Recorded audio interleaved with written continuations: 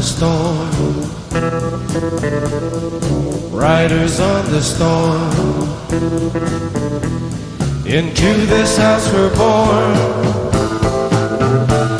into this world we're thrown, like a dog without a bone, an actor out alone. Riders on the storm, there's a killer on the road. His brain is squirming like a toad. Take a long holiday. Hi everyone. Today Kurt Jones is back for the third time, and he has some stories that he's willing to share. So I look forward to them because I haven't heard them yet. So over to you, Kurt.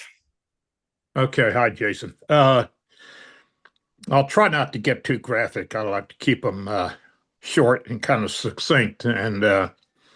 But the first story that compels me, I guess, or hits into my memory quite often is the fact that I was a platoon-size reactionary force that I was involved in. We went out to secure an LZ so that we could pick up our six-man recon team that had been compromised, and they were, trying to get back to an open area where we could secure an area, take care of them, get them on choppers, and get back out.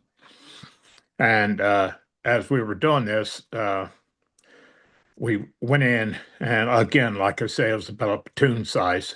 And we started in, and immediately got, ran into a North Vietnamese or Viet Cong, what we believed was a company size group.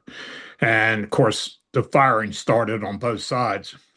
And anyway, we were, of course, you hit the ground and you're shooting. And I was one of the fortunate ones. I had a machine gun. I had the M60. And but I was behind a berm and I couldn't see what was going on, and I couldn't really make any kind of difference with my machine gun because I couldn't see where the fire was coming from. So being kind of stupid, I stood up and so I could see. And the two guys next to me on both sides of me, they were one of our Cambos. They stood, of course, with us, and a bunch of other people did also. But right in front of us, not only 5-6 feet away from me, it was either a mortar or a hand grenade. I couldn't tell which. I didn't know which. Exploded, and it killed both guys on either side of me. And I didn't get touched whatsoever. I mean, had I long hair, my hair would not have even been out of place. I mean, it was. Wow. I didn't even have anything resulting in hearing loss, where my ears didn't ring. Nothing. I had nothing from this, and it was. This was while laying down suppressing fire with the M60, and I really didn't realize what happened till it was over, and. They took off because we overpowered them, and then more choppers came in, and the gunships and so forth. And but it was, I think it was Samisi that told me, about what happened, and I had no idea what was going on other than the fact that I was doing what I was doing, and because he said after that, he said at any time that we go anywhere and. Basically when the proverbial fecal matter striking the oscillating machine, he wants to stand behind me. So that was that was kind of a moment that you think to yourself, like, why me? What happened? That nothing happened to me, but it happened to somebody else right next to me. Wow, that's scary. Yeah, that was a funny moment.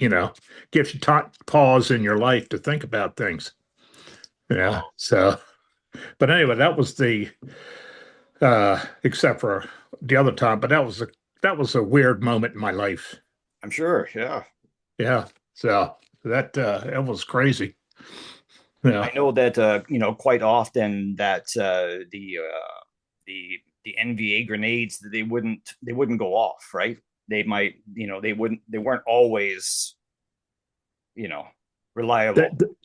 Well, I don't think they had the support wherever they were getting their munitions from. I don't think they had, the I want to say the support in their companies that made them like we do.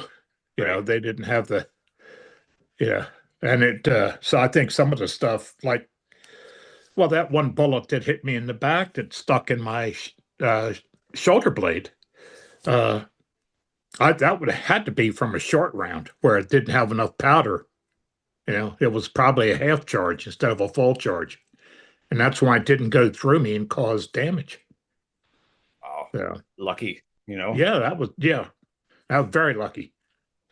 I know that quite often that with SOG they would do psyops, and they would change the rounds to be exploding round, like mortar rounds that they would rig. The CIA would rig up, and like ammunition, and it would backfire and kill the enemy soldiers. And then they would have some kind of leaflet stating that maybe China was giving you crappy bullets and stuff. That was Okay. I heard the stories about that. Yeah. I never got involved with any of it, but I heard the stories. Yeah. A question for you. I was going to ask you last time, when you got shot in your legs, how far away were the enemy? I mean, did you see? I mean, did you see them, or did you just hear them? No, we saw them that day. I saw them. Oh wow, wow. Because about the same time they hit me, I had pumped off a 40 millimeter grenade from my A203, the 40 millimeter grenade launcher, and hit right in where they were. So I know that about the time their bullets hit me, my grenade exploded on them. And it was you were saying to me that it was kind of instant. The moment that you got hit in the leg, you just dropped, right? I mean, it shattered your leg, right? Well, the first bullet hit me right in the front of the tibia, right between my knee and my ankle, and it kind of spun me, and I was turning anyway, and the two more hit me up in the back part of the thigh, behind the knee and the thigh. Then one went through the canteen, hit me at top of the buttocks, and the fifth round hit me right in the shoulder blade. Wow. So, and that's when the doctor pulled it out at the field hospital. He pulled it out of me and said, "You're lucky." Wow. So Now, another question before that we start with your second story is, with Agent Orange, did you knowingly see it, or oh yeah, we've walked into areas. We went into areas. We as a recon team, we skirted the defoliated areas. wow, Because it would certainly be seen. right. But I saw enough of the defoliated areas. And did that scare you at all, like, or No, concern not you at all. I guess I was we were very naive about it. Yeah, because I know that There was no information otherwise, let's say. yeah. And I know that you've had a few health issues. Do you think that that's from the Agent Orange, or was the skin damage that you have from from the sun? You know what? I can't say for sure. Yeah. I've had enough damage all over from the I guess melanoma and the pre-melanoma Right. that it probably was Agent Orange, but the VA or anybody else is not going to come to me and say, "Oh yeah, that's definitely Agent Orange." Yeah. Nobody's going to own up to it, Yeah. especially Dow Chemical or somebody like that. Yeah. Yeah. Yeah. Okay. Yeah. What was the next story that you wanted to talk about? Oh, well, it's kind of a funny story, so That's to good. speak. It's a bad story that goes to kind of funny. Uh, we were outside of Ann K at one of the, I guess it was a Michelin rubber plantation area, with the rubber trees and Yeah. all that. But we kind of did some recon for pretty sure it was the first calf up outside of Ann K. over close to the border area. But anyway, there had been a pretty good sizable fight with the first Cav, and we came in. A lot of us came in who had medical knowledge, and we came in to assist with the wounded, and we did. And at the battle was all over, the fighting was all over, and so we were, getting the guys all fixed up and bandaged up as best we could, at least get them field dressed, and then the last thing we did, there was about 10 or 12 of the I guess like I say, it was first Cav guys who were dead. And of course, we took the best care we could with the bodies, and we placed them up on an APC so they could be taken back, to a landing area, then taken, and taken care of properly. Well, I hadn't slept for about 2 or 3 days. None of us had, and I was up on this APC, and I fell asleep, and all of a sudden I feel something hitting me, and I look up, like I woke up, and I was only asleep for seconds, and something hit me, felt like, and here's a chaplain with with the air cav. He was giving me last rites, and when I woke up, I scared him, just scared him, the pajamas right out of him. I thought he was going to, the poor guy, he just jumped, and his eyes about the size of baseballs. So he must have thought I came back from the dead, but, like I say, kind of a sad moment, and kind of a funny moment at the same time. So, Yeah, I'm sure that was a shock for you both, but I don't doubt that if you've been up for that long and your adrenaline is completely gone, that when you hit that wall, you got to close your eyes, right? yeah. I mean, it was just because everything was over, and I just went. You take a deep breath, and you just close your eyes, and all of a sudden, you're out of it. And in typical military fashion, you take a 10, 15-minute nap if you can, and Right. anywhere you can. And so, like I said, a poor guy scared him. So, yeah, I had laughed about it now, but You got to laugh about that, right? yeah, I do. From a bad situation, you got, you laugh, and but that's just one of the things that happened over there. It's crazy. I think that whether you be a cop or you be a fireman or a policeman, military guy, everyone has that dark humor, because Yes. it's just the way that you Yeah. deal with it. If you can't, it's really going to get you, right? Uh-huh. Yeah, that's I guess it's human nature. You always find a little bit of humor out of everything. Yeah. Yeah. So, at least we did. And Yeah. yeah. I'll tell you a story off air because it's not a military one, so I don't really want to tell the public about Okay, it. I get it. Yeah. Yeah, that's fine. Yeah. The other kind of funny story was uh I guess it was, and I didn't know it at the time, it was around Easter time in 1967. We were working the Song Bay River, the Cambodian border area, uh, at the bottom end of the what we called the Ho Chi Minh Trail, coming into War Zone C, the Iron Triangle, north of Saigon, north and I guess west of Saigon, and we had set up telecommunication lines because we tapped into the North Vietnamese telecommunication lines, and we had to go check on them occasionally. So our duty was to take a 6-man team or something and go out and go find our stuff, go find their stuff, see what's there, check on them, and so on, and set up surveillance sites so we could see what's coming in and relay that information to the First Infantry Division, who were the guys in the area. They were working out of Phuc Vinh, and so anyway, this at this particular time, the guys from the First Infantry Division got into a pretty good sized battle with the North Vietnamese, and we came up the backside, kind of to assist and so forth. And we didn't have a lot of firepower back then. There wasn't that many of us, and it's not like we were in a regular infantry division. So anyway, when it was all over and all done with, we were at the Song Bay River by this bridge, and this bridge, the whole scene reminded you of the movie Bridge Over the River Kwai, because that's kind of what it looked like. But anyway, when all the wounded were taken out, everybody was extracted except for about 15 or 20 of us. And we were waiting for the helicopter. There wasn't enough choppers to take us all out at the same time.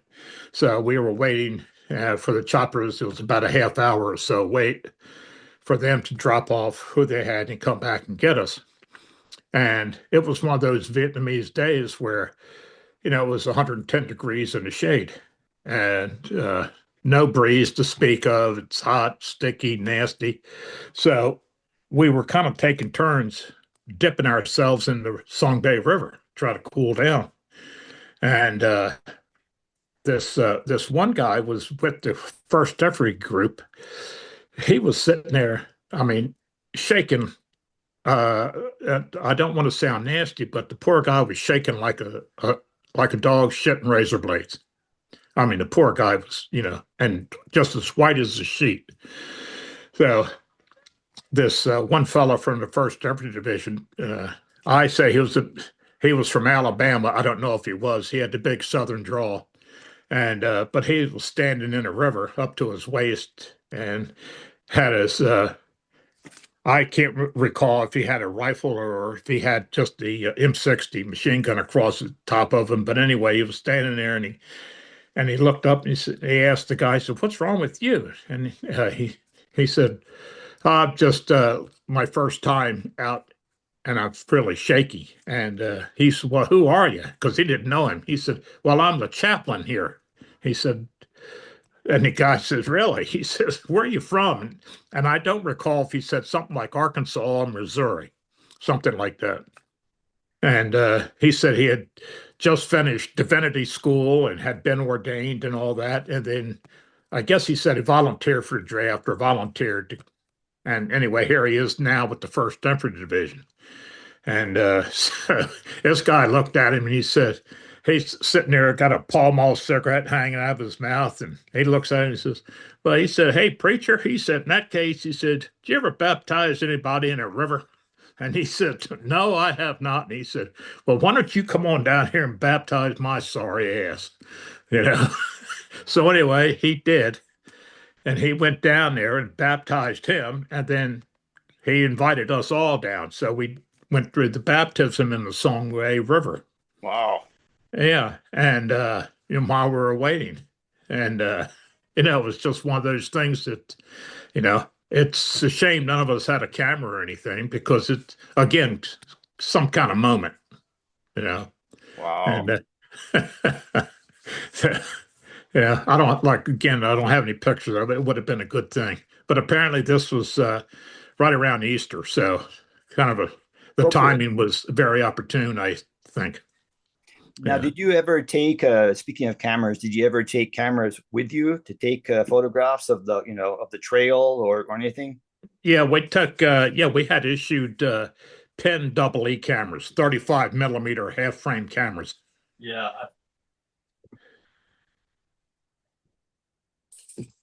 Like that. Like very that similar to that, yes. Yeah. Is that a Pen double E? Yeah. Because we used to get, if I remember correctly, a roll of black and white was 36 exposures, but you get 72 because it was half frame. Yeah, I want to try that out. I haven't tried it out, and but getting black and white. Can you still get film for it? I don't know. That would be kind of cool to try it out, eh? Yeah, that would. And then when you would take the pictures, you would give them rate to the intelligence guy or whatever. Would take our intel people would take the camera and get them processed. And you would never see them again. Well, only the ones we'd see were the ones that that they thought we'd want to see. Right. You know, Right. like if I took a picture of just to test the camera, if I took a picture of Stalin's or took a Right. picture of somebody else or something like that. You know. And I don't recall if I asked you this question before, but did you see trucks when you were on the trail? Oh yeah, Russian yeah. trucks, I guess. Eh? Uh-huh. And what they did have a lot of, once time that we would come across, were the type of, I guess, transportation roads, the roads they cut through. They would have either a bicycle or a motorcycle Oh, pulling a really? wagon. Wow. Okay, they would have that, and they pull the wagons. Some of the guys, I'm not sure where. I think up north, guys working out of Kontum, Pleiku, and that area up in the highlands, they saw where some of the NVA they had elephants. I've heard of that. Yeah, I Yeah, think I I didn't. should. I've never saw any, so you Yeah. know, all I saw were the saw some bicycles pulling wagons and saw some motorcycles, the motorbikes pulling wagons. Wow. That's Yeah, pretty neat.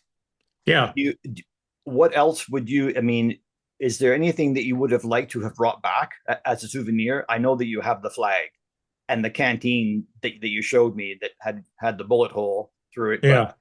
is there anything else that you would have liked to have brought back had you Uh, not tr- been wounded?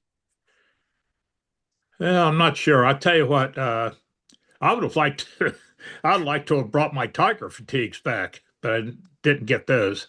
Oh, really? Yeah. Uh, yeah. They, I don't know what happened to them. I know the ones that I was wearing, of course, got cut off me, but I don't know. I don't, the other ones, I'd like to have had those. And I trying to think, truthfully, we didn't have a whole lot of stuff back then in 66, 67. So, things were pretty sparse.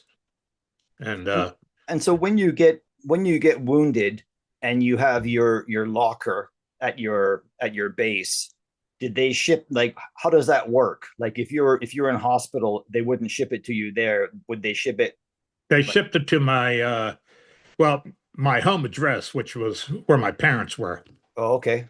Okay. They got it sometime later. I can't remember when exactly, you know. And actually, it went to I'm thinking back, it went to my grandmother's house. That's right. And what was funny, uh, because I hear the story from my cousin who was living with my grandmother at the time, uh, they, I don't know who it was, they, in the box, one of the boxes, uh, had only one boot in. Of course, my right boot was cut off me from being shot, so Right. that went in the trash. And so apparently they threw the left boot in this box to be sent home.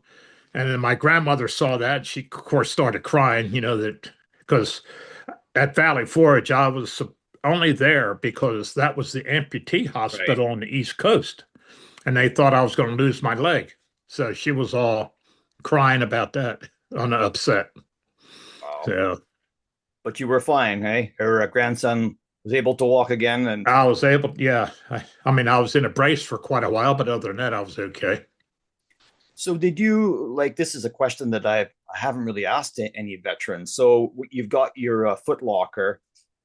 Did you just put that away for years, like after that you got out and then you went to college? When did you reopen that foot locker and have a look at those things and go, wow, like that? Well, I didn't really have a footlocker Okay. per se. Uh, we didn't have that type of unit. Okay. Okay. I don't know what actually, do you know what a parachute kit bag is? Yep. Okay. At one time, everything I owned fit in a parachute kit bag. Wow. Okay. And that's everything that I had, boots, uniforms, everything fit inside a kit bag instead of the big green duffel bag that the military Right. issued you. Right. That we used in paratroopers, we mostly used all kit bags. So, and I had the one kit bag, but I didn't have very much stuff over in Vietnam. I mean, I had a I had a few uniforms, some underwear, some socks, and when we're out on recon and stuff, we didn't even wear socks, Yeah. you know. So because they kept the moisture in, and your feet would get all torn up with jungle rot. Yeah, which is not fun. Yeah, so we didn't even wear socks. Yeah. And so like I suppose where I'm going with this is, was it difficult for you at all when you did go through your stuff? Did it bring back some thoughts? And like we all have, photo albums that we look at and go, oh, like I forgot about that. So was that difficult for you to kind of relive some of those Well, moments? every time I have a one of those plastic boxes, or bin with a bunch of stuff, what I call Vietnam stuff, and every once in a while, well, back then, I put it away and kept it out of sight when I was, Yeah. and it wasn't until I don't know, it was probably 10, 12 years later Yeah. uh, that I even really kind of opened it and said, "Oh, yeah, this is this and this is this." You know, uh, the one thing I did keep open all the time and kept on, and I would wear it on my civilian clothes. I always wore my combat infantryman's badge and my parachute badge, and to me, they were the two most important badges to wear. So, you know, I That's didn't worry about Purple Heart or any of that stuff. So, interesting. Yeah. Just some of the collections that I've bought over the years, that the veteran didn't even open their foot locker or whatever. They just put it away and they never wanted to look at it again. Which yeah. I can totally understand, right? So, but Yeah, I mean, I didn't do mine for many years, and the pictures were kind of put away. And it wasn't until my youngest daughter was probably, I want to say junior high or high school, she and my late wife got together, and I guess my oldest daughter also, the three of them got together, and they took quite a few of the pictures that I had, or as many as I had. They took the pictures and put them in a photo album, and then so they wouldn't get lost or damaged or stuff like yeah. that. And I didn't even know about it for quite a while. So, Now, I did hear something from a different veteran, not somebody that I know, and I'm curious of your viewpoint on it. That the Legion, the American Legion, especially with the World War II vets, did you ever go to a Legion and be with other when I veterans? got back to Delaware, uh, well, I spent the whole year of 1967. Well, 60 May of '67, I was wounded and sent home to the hospital, and I didn't get out of the hospital until January 1968. And anyway, I worked for a couple of months, and then I started back at the University of Delaware in the summer of 1968. And a friend of mine who I grew up with, he was in the VFW in Newark. He was a Vietnam vet also. Uh, anyway, he talked me into going to the VFW, and they said, hey, they get a free 1 year membership for returning veterans. So they gave me a 1 year membership. And I went there one time with him and had a couple of beers at the bar and stuff like that. And uh, some of the older guys were there kind of questioning, like, how long you been in, where'd you go, da da da da da, and anyway, it was like, this is not for me. And so I stayed away from the VFW and American Legions up until about 3 or 4 years ago. Oh, And I joined the local American Legion where I am now in Middletown, Delaware. And so and I don't hang out in bars, I don't drink and stuff like that. I'm just, I'm a old stick in the mud anymore. So because what this veteran had said, the Vietnam veteran said that there was a bit of Right. Well, there were some sparks between the World War II veterans and the Vietnam veterans. That's what he was kind of alluding to, and he didn't feel totally comfortable being it. It was just Uh, his experience, just in yeah, well, a lot of guys, I've heard of that from quite a few guys that the older veterans didn't really understand yeah, the Vietnam War. yeah, They didn't understand how, let's say, the modern army was compared to the older units of World War II and Korea. yeah, yeah. So, and I don't want to sound like a snob or anything, but a lot of those guys, first of all, they weren't paratroopers and all that, and they wouldn't understand what was going on in Vietnam in the first place. Yeah. They didn't understand the jungle warfare, how it was done, how it was, perceived, and so forth. So it was like, why argue with these people? And why even be here? Or go someplace else, Yeah, yeah, you know? So, and that's why I kind of stayed away from it. yeah. Yeah. Totally understand that. Yeah. So back to your stories that you wanted to tell us one about Procol Harum. Oh, yeah. Well, let me finish up with the funny Samisi Diaz story.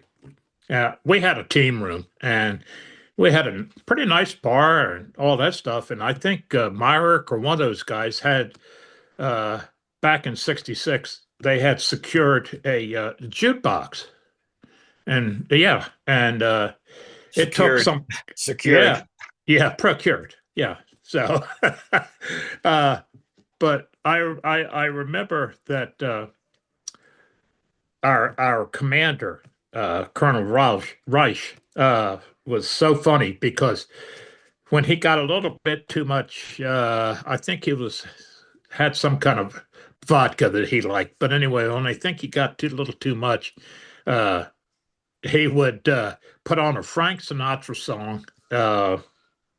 Oh, geez, I'm trying to remember. Summer Breeze or Summer Wind. Anyway, he and his wife used to love to dance, you know, and he loved the old World War II music, the Big swing era band. music. Yeah, And big band he'd get stuff. up, he'd get up and dance around and all that stuff. And but it was so funny that it was we got a new 45 in somehow, and it was the Beach Boys' Good Vibration. Wow. Yeah, good vibrations. I mean, we were like, whoa, where, Yeah. and but anyway, it was funny. He said, "Who turned that crap on?" You know?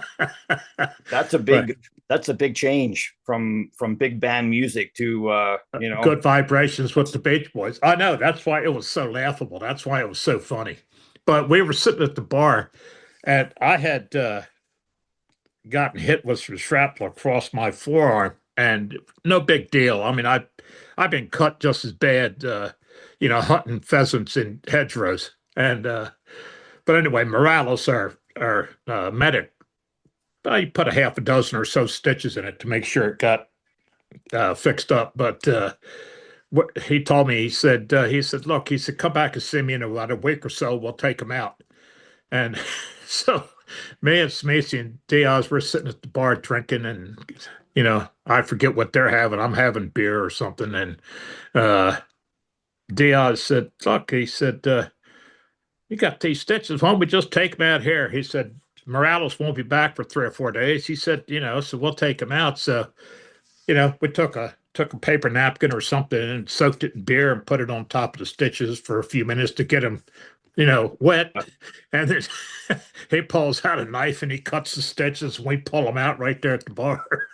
Well, with a big K bar or no, something. no, it wasn't no great big one. The smaller one. The well, we call it the Air Force K bar, Right. the Air Yeah. Force, the Yeah. smaller one. Yeah. And you know, he's sitting there and he just click, click, So yeah, just one of those crazy moments. I know Yeah. that probably that my stepson was about 3 or 4, and he fell down or something, and he had to have some stitches here. And I told him after, because we were supposed to go back to the doctor. And I told him, I said, "Hey, I can take those out for you." And he looked at me like, "Are you sure?" I said, "It will, it will be okay." And it was the first time that he really trusted me, you know. And Yeah, that's his funny. my ex-wife said, "Are you sure you know what you're doing?" I said, "It's all good. I'll sanitize it all. It's all good." But that was the Yeah. first moment that he really trusted me. Yeah, that's great. I was fortunate. I married my nurse, of course, you know, my late wife was a nurse. Nice. So Yeah. she took care of all that stuff for us. You know, she fixed all the boo-boos.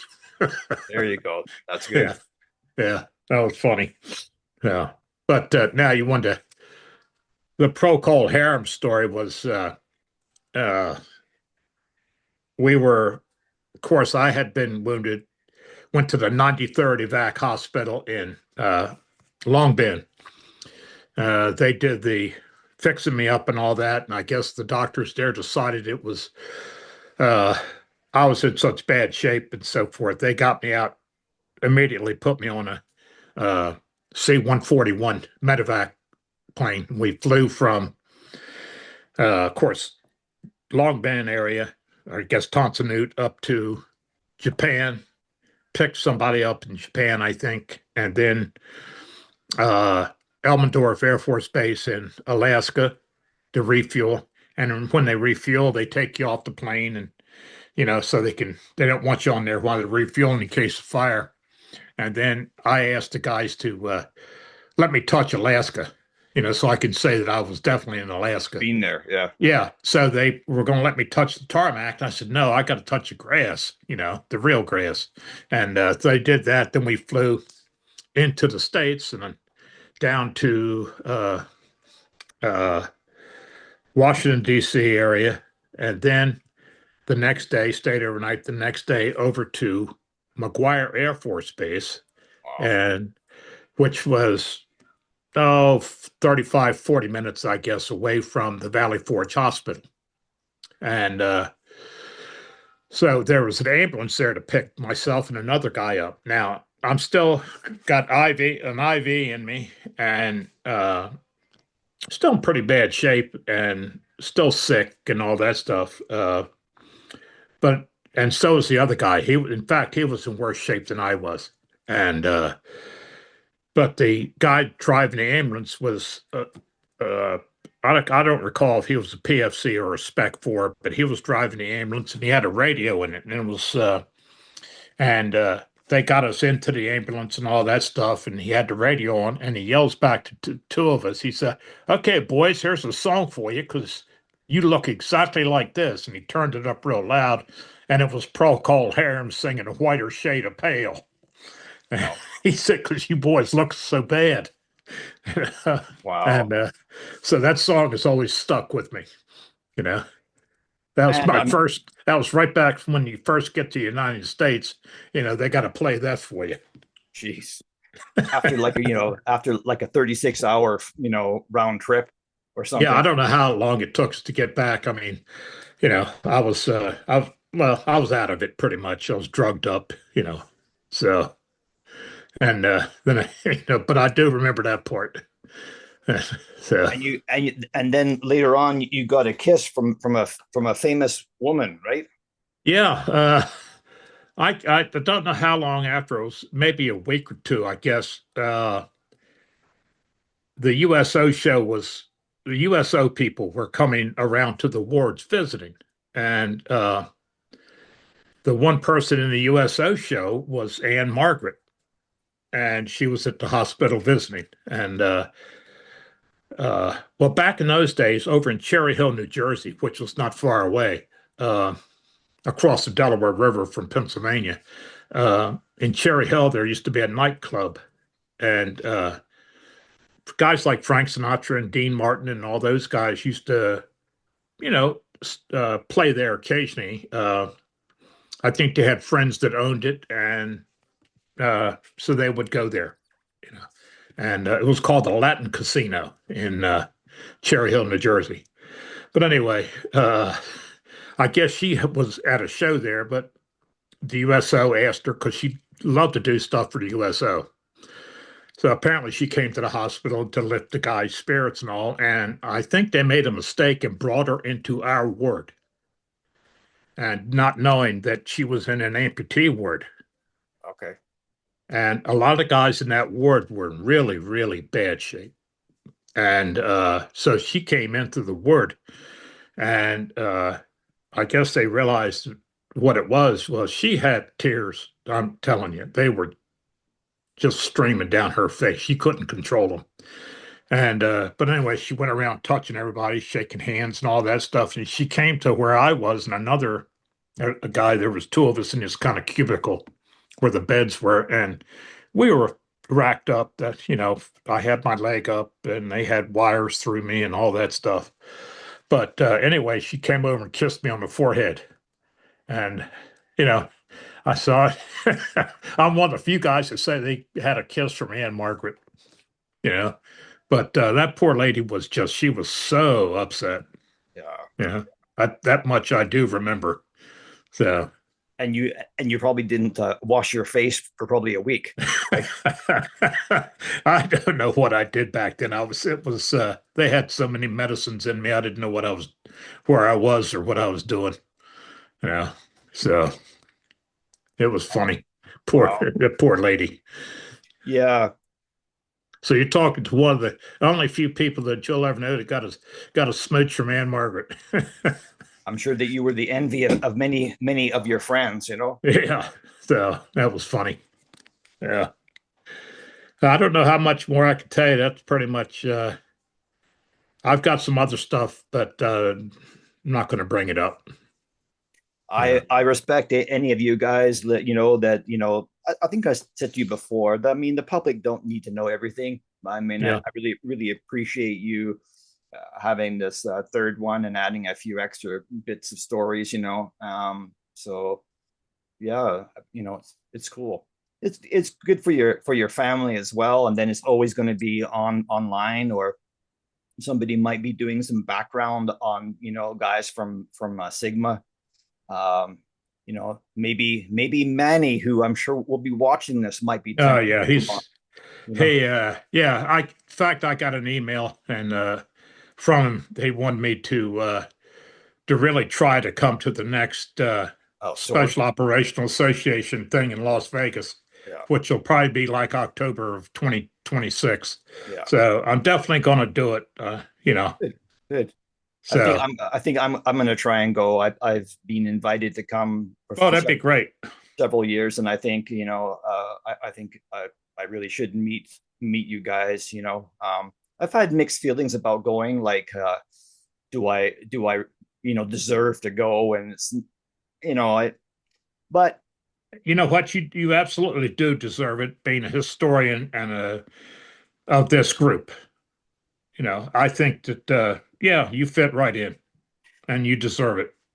well, thank you. That makes me feel a bit better. So yeah, it would be good to meet all you guys. And I realize that you guys are all getting older too, right? And it's something that you can't put off for another year. It seems like every week or two there's another SOG guy that has passed. Yeah, So yeah, absolutely.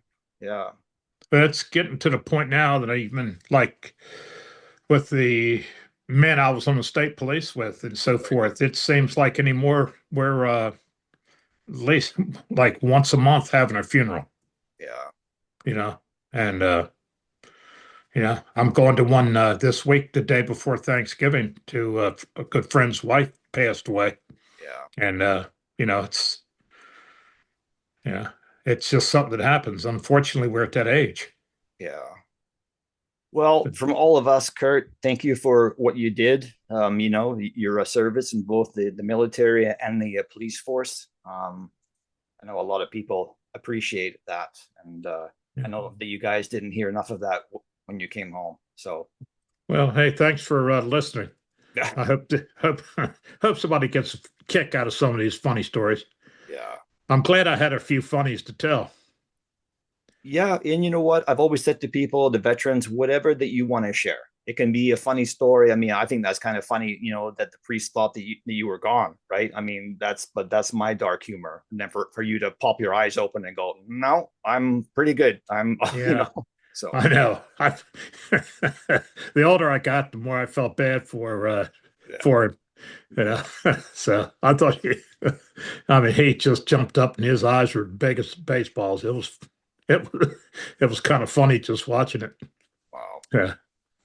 So for the public, I will end it now, and then I'm going to tell you that story from my experience off Oh, good. there. So thank you very much, Mr. Jones, for coming back for a third time. Thanks, Jason. Take care. You're welcome.